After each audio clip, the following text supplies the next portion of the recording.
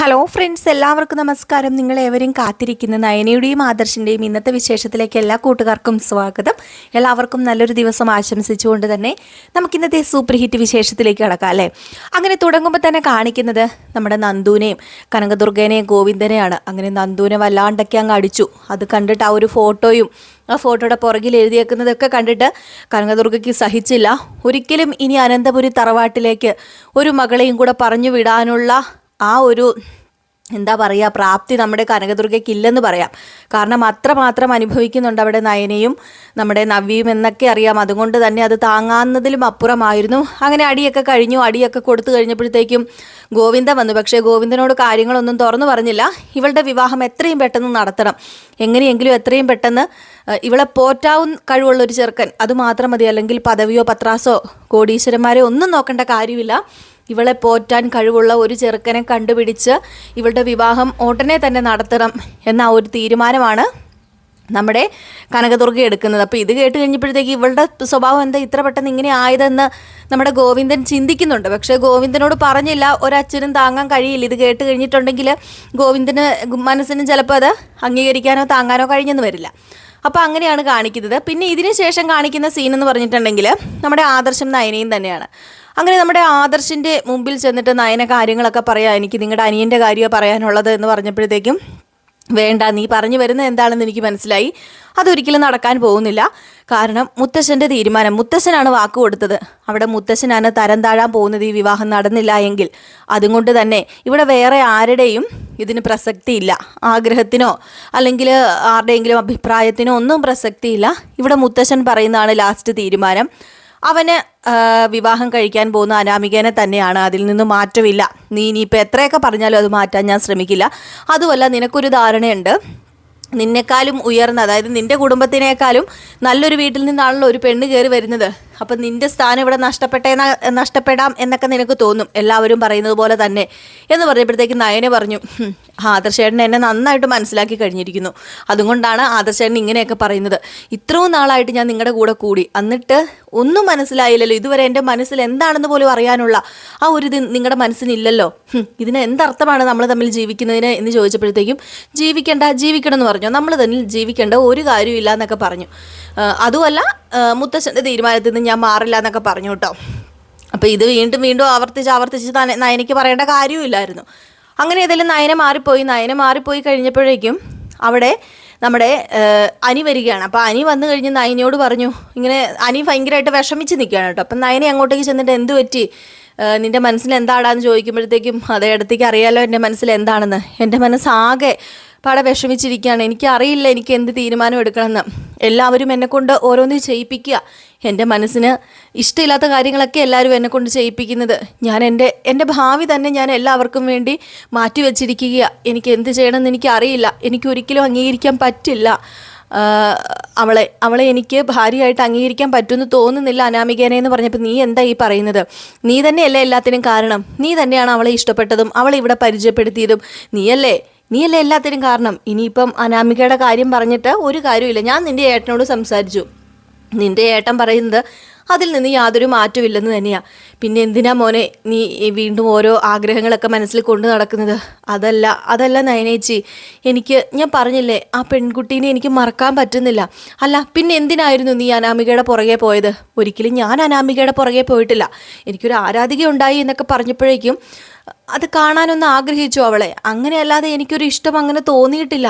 ഞാൻ അവളോട് ഇഷ്ടം തുറന്ന് പറഞ്ഞിട്ടുമില്ല. അവളെ എന്നോട് ഇങ്ങോട്ടേക്ക് ഇഷ്ടം തുറന്ന് പറഞ്ഞതും വിവാഹം കഴിക്കാൻ ആഗ്രഹമുണ്ടെന്ന് പറഞ്ഞതും. എങ്കിൽ പിന്നെ അത് നല്ലതാ മോനെ. നീ ഒന്ന് ചിന്തിക്കും, നമ്മളെ സ്നേഹിക്കുന്നവരല്ല, നമ്മളെ സ്നേഹിക്കുന്നവരെയാണ് നമ്മൾ വിവാഹം കഴിക്കേണ്ടത്. അല്ലെങ്കിലേ വിവാഹ ജീവിതത്തിൽ ഒരുപാട് പാടുപെടും. നിങ്ങൾ ഏതായാലും ഈ ടെൻഷനൊക്കെ മാറ്റുക. വിവാഹമൊക്കെ കഴിയുമ്പോഴത്തേക്കും നിനക്ക് അനാമികനെ ഇഷ്ടപ്പെടും. അനാമികനെ ഇഷ്ടപ്പെടാൻ നിനക്ക് പറ്റും.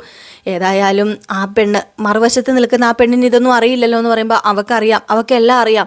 അവൾ ആകെപ്പാടെ ഇപ്പം വിഷമിച്ചാൽ നടക്കുന്നതെന്നും എനിക്കറിയാം. അവൾക്ക് ഭയങ്കര ബുദ്ധിമുട്ടുണ്ട്. പക്ഷേ അവൾക്കും എന്നോടൊന്നും തുറന്നു പറയാൻ പറ്റത്തില്ലാത്തൊരവസ്ഥയാണ്. എനിക്കറിയില്ല എന്ത് ചെയ്യണമെന്ന്. ഞാൻ പറഞ്ഞു തരാം. നീ എന്ത് ചെയ്യണമെന്ന് പറഞ്ഞല്ലോ. മുത്തച്ഛൻ്റെ തീരുമാനത്തിനെ എതിർക്കാൻ എനിക്കും കഴിയില്ല. അതുകൊണ്ട് ഈ വിവാഹം എങ്ങനെയെങ്കിലും നടക്കട്ടെ. അത് മുത്തച്ഛന് ഒരു രോഗത്തിൽ നിന്നൊരു മുക്തി കിട്ടാൻ അത് സഹായിക്കുമെങ്കിൽ അതല്ലേ നല്ലത് എന്നൊക്കെ പറഞ്ഞു. ഏതായാലും അനി അവിടെ നിന്ന് മാറിപ്പോയി. അങ്ങനെ നമ്മുടെ നയനി ഇങ്ങനെ മനസ്സിൽ വിചാരിക്കുകയാണ്, ആ പെണ്ണ് ഏതായാലും ഒരു ദുർഭാഗ്യമായിപ്പോയി. അല്ലെങ്കിൽ ഇത്രയും നല്ലൊരു പയ്യനെ ആ പെണ്ണിന് കിട്ടില്ലായിരുന്നോ? അനി അത്രയ്ക്കും അധികം അവളെ സ്നേഹിക്കുന്നുണ്ടല്ലോ. അതും ഇവൻ്റെ സ്നേഹം കിട്ടാതെ ആ പെണ്ണ് പോവുമല്ലോ. അവൾക്ക് ഒരു ഭാഗ്യമില്ലാത്തവളാണ് അവളെ എന്നിങ്ങനെ മനസ്സിൽ ചിന്തിക്കുകയാണ്. അത് നമ്മുടെ നന്ദു ആണെന്ന് നയനയ്ക്ക് അറിയില്ല, അത് വേറെ കാര്യം. ഏതായാലും ഈ ഒരു സീനൊക്കെ കഴിഞ്ഞ് പിന്നെ നമ്മുടെ കനകദുർഗ നോക്കുമ്പോഴത്തേക്കും നന്ദുവിനെ കാണുന്നില്ല. നന്ദു വേറെ എവിടെയോ മാറിപ്പോയിരുന്നു. ഭയങ്കര കരച്ചിലും പിഴിച്ചിലും ഒക്കെയാണ്. അപ്പം നന്ദുവിനെ കാണാത്തത് കൊണ്ട് ഭയങ്കര ടെൻഷനാണ് കേട്ടോ. തല്ലൊക്കെ കൊടുത്താണല്ലോ വിട്ടത്. അപ്പോൾ അതിൻ്റെ ഒരു ടെൻഷനുണ്ട്. ടെൻഷൻ എന്ന് പറഞ്ഞാൽ ഓരോ ഒന്നൊന്നര ടെൻഷൻ അനുഭവിച്ചുകൊണ്ടിരിക്കുക അമ്മമാരാണല്ലോ. അങ്ങനെ അങ്ങോട്ടും ഇങ്ങോട്ടും നടക്കുന്നു. ഇനി എന്ത് ചെയ്യും, വല്ല കടുങ്കയും ചെയ്ത് കാണുമോ എന്നൊക്കെ ഇങ്ങനെ മനസ്സിലിങ്ങനെ വിചാരിച്ചുകൊണ്ട് ഇങ്ങനെ നടക്കുകയാണ്. അങ്ങനെ ഇങ്ങനെ നടന്നു കഴിഞ്ഞ് അങ്ങനെ നടന്നപ്പോഴത്തേക്കും എന്നാൽ പിന്നെ നയനയോടെല്ലാം പറയാം. നയനയോടെല്ലാം പറഞ്ഞു കഴിഞ്ഞിട്ടുണ്ടെങ്കിൽ പ്രശ്നത്തിനൊരു പരിഹാരം ആകും. ഇത് നയനയിൽ നിന്ന് മറച്ചു വെക്കേണ്ട എന്ന് പറഞ്ഞ് ഫോൺ വിളിക്കുകയാണ് കേട്ടോ. ഫോൺ വിളിച്ചിട്ട് നന്ദൂട്ടൻ വല്ലതും വിളിച്ചോന്നാണ് ആദ്യം നയനയോട് ചോദിക്കുന്നത്. ഇല്ലമ്മ, എന്തു പറ്റി?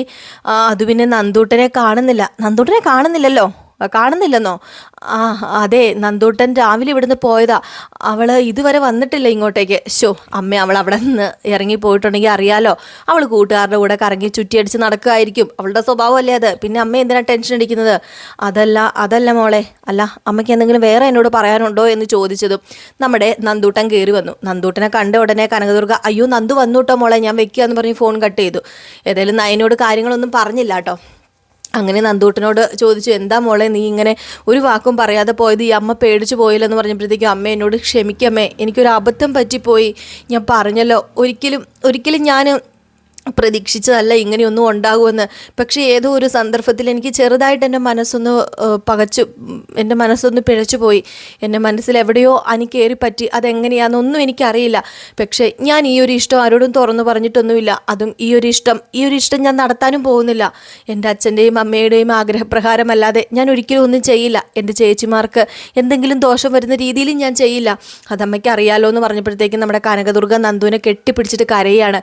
എന്നിട്ട് പറയാം, ഇതൊക്കെ മാറ്റിവെക്ക്. ഏതായാലും ഞാൻ നയനേച്ചിയോട് പറയാൻ തുടങ്ങുകയായിരുന്നു നിന്നെ കാണാതായപ്പം.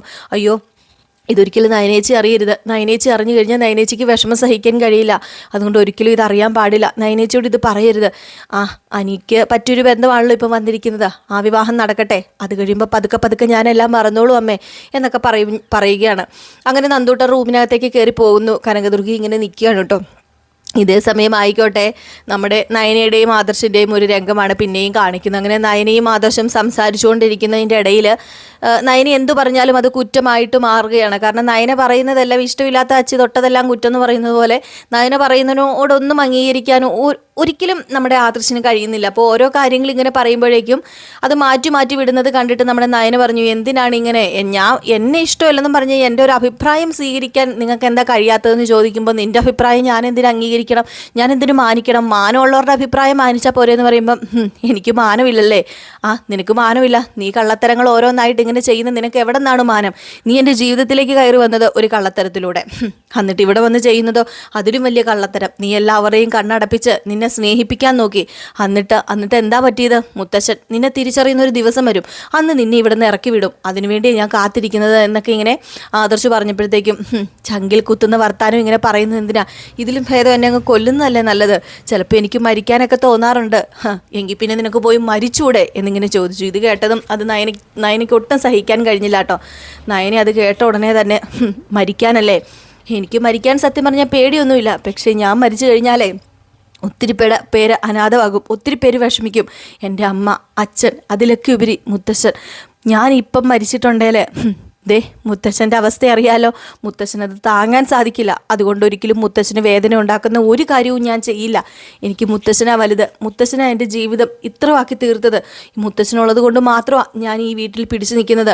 അതുകൊണ്ട് മുത്തശ്ശൻ്റെ ആരോഗ്യവും അസുഖവും ഒക്കെ നോക്കേണ്ടത് ഞാനാ. എനിക്ക് മുത്തശ്ശൻ ഇവിടെ ഉള്ളിടത്തോളം കാലമല്ലേ ജീവിക്കാൻ പറ്റത്തുള്ളൂ. അത് കഴിഞ്ഞിട്ടുണ്ടെങ്കിൽ ഈ അനന്തപുരി തറവാട്ടിട്ട് പടി ഇറങ്ങേണ്ടി വരും ഈ നയനയ്ക്ക്. അതുകൊണ്ട് ഒരിക്കലും മുത്തശ്ശനെ ഞാൻ കൈവിടില്ല. ഞാൻ മുത്തശ്ശൻ്റെ രോഗം അതിനുവേണ്ടി എന്തൊക്കെ ചെയ്യാൻ പറ്റുമോ അതൊക്കെ ഞാൻ ചെയ്യും. സന്തോഷം കൊടുക്കാനാണെങ്കിൽ ഞാൻ സന്തോഷം കൊടുക്കും. ഞാൻ സന്തോഷം കൊടുക്കുന്ന ആ മുത്തച്ഛന് ഇഷ്ടമെങ്കിൽ ആ സന്തോഷം വാരിക്കോരി ഞാൻ കൊടുക്കും. അതിനുവേണ്ടി എന്തും ചെയ്യും ഞാൻ. അല്ലാതെ നിങ്ങളുടെ ആട്ടും തുപ്പും കേട്ടൊന്നും ഞാൻ ഇവിടെ നിൽക്കുന്നതല്ല. എൻ്റെ മുത്തച്ഛനോടുള്ള ആ കടപ്പാട് ഒരിക്കലും ഞാൻ മറക്കില്ല. അദ്ദേഹം എനിക്ക് ദൈവത്തിൻ്റെ സ്ഥാനത്താണ്. അതുകൊണ്ട് അദ്ദേഹത്തെ ഞാൻ വേദനിപ്പിക്കില്ല. ഇല്ലെങ്കിൽ ഈ മരിക്കുന്ന തീരുമാനം ഞാൻ പണ്ടേ എടുത്തേനെ. ഈ മരണം അതെനിക്ക് വലിയ പേടിയൊന്നുമുള്ള കാര്യമല്ല. മരിച്ചു തന്നെയാണല്ലോ ഞാൻ ഇപ്പോഴും ജീവിക്കുന്നത് എന്നിങ്ങനെ പറയുകയാണ്. ഏതായാലും അത് പറഞ്ഞിട്ട് നയനെ അങ്ങ് പോകുന്നു കേട്ടോ. ഏതായാലും ആ ഒരു സീനൊക്കെ കാണിച്ചിട്ട് ഇന്നത്തെ വിശേഷം അവസാനിക്കുകയാണ് ചെയ്യുന്നത്. ആദർശിൻ്റെ മനസ്സ് കല്ലും കൊണ്ടുണ്ടാക്കിയതാണോ എന്ന് നമുക്കും തോന്നിപ്പോവും ഇങ്ങനെ ഓരോന്നൊക്കെ കേട്ട് കഴിയുമ്പോഴേക്കും. പിന്നെ കഥയാണ്, കഥയിൽ ചോദ്യമില്ല. കാണുക, ആസ്വദിക്കുക, അത് മാത്രമേ ഉള്ളൂ. ഉൾക്കൊള്ളേണ്ടത് ഉൾക്കൊള്ളുക, തള്ളിക്കളയേണ്ടത് തള്ളിക്കളയുക. നമുക്ക് എന്തെങ്കിലും പാഠം കിട്ടുമെങ്കിൽ പാഠം കിട്ടട്ടെ, അല്ലാത്തത് നമ്മൾ തള്ളിക്കളയുക കേട്ടോ.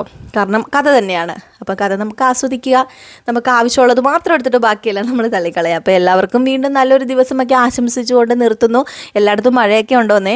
ഇവിടെ ഞങ്ങളുടെ ഇടുക്കിയിൽ അത്യാവശ്യം മഴയൊക്കെ ഇപ്പോൾ കിട്ടുന്നുണ്ട്. എന്നാലും വലിയ തോതിലൊന്നും ഇല്ല കേട്ടോ. അത്യാവശ്യം മഴയൊക്കെ ഉള്ളൂ. അപ്പം എല്ലാവരും മഴയൊക്കെയാണ്, സേഫായിട്ടിരിക്കുക ഇടുക്കിയിലുള്ളവരും. അതുപോലെ ഞങ്ങളുടെ ഇടുക്കിയിൽ ഈ വെള്ളം അങ്ങനെ കയറാറൊന്നുമില്ല. വെള്ളം കയറുന്നതല്ല ഇവിടുത്തെ പ്രധാനമായിട്ടുള്ള അപകടം എന്ന് പറഞ്ഞിട്ടുണ്ടെങ്കിൽ. ഇവിടുത്തെ അപകടം മണ്ണിടിച്ചിൽ, അങ്ങനെയുള്ള ഉരുളുപൊട്ടൽ, അങ്ങനെയുള്ള സംഭവങ്ങളൊക്കെയാണ് കേട്ടോ. അപ്പോൾ ഇവിടെ വെള്ളം കയറുമെന്ന് ഓർത്ത് ഞങ്ങൾക്ക് പേടിക്കാനൊന്നും അങ്ങനെയുള്ള സ്ഥലങ്ങളൊന്നും ഇല്ലെന്നാണ് എൻ്റെ അറിവിൽ തോന്നുന്നത്. പക്ഷേ മറ്റ് ജില്ലകളിലൊക്കെ വെള്ളം കയറി ഇങ്ങനെയൊക്കെ ഞാൻ കണ്ടിട്ടുണ്ട്. കുറച്ച് മഴ തന്നെ വരുമ്പോഴത്തേക്കും വെള്ളം കയറുകയും ഒരുപാട് പേര് ബുദ്ധിമുട്ടൊക്കെ അനുഭവിക്കുന്നുണ്ട്. അപ്പോൾ എല്ലാവരും പ്രാർത്ഥിക്കുക പരസ്പരം അങ്ങോട്ടും ഇങ്ങോട്ടും. കാരണം നമ്മൾ ഒരുപാട് സ്വപ്നങ്ങളൊക്കെ കെട്ടിപ്പടുത് കൊണ്ടുവരുന്നതായിരിക്കും ഓരോന്ന്. അതിപ്പം കൃഷിയാണെങ്കിലും നമ്മുടെ വീടുകളൊക്കെ ആണെങ്കിലും വെള്ളം കയറി അത് നാശമായി പോകുക എന്നൊക്കെ പറഞ്ഞു കഴിഞ്ഞിട്ടുണ്ടെങ്കിൽ സഹിക്കുന്നതിനും അപ്പുറമാണ്. അതുകൊണ്ട് തന്നെ എല്ലാവരും പ്രാർത്ഥിക്കുക, സേഫായിട്ടിരിക്കുക. അപ്പം വീണ്ടും നല്ലൊരു ദിവസം ആശംസിച്ചുകൊണ്ട് നിർത്തുന്നു. Tata, bye bye.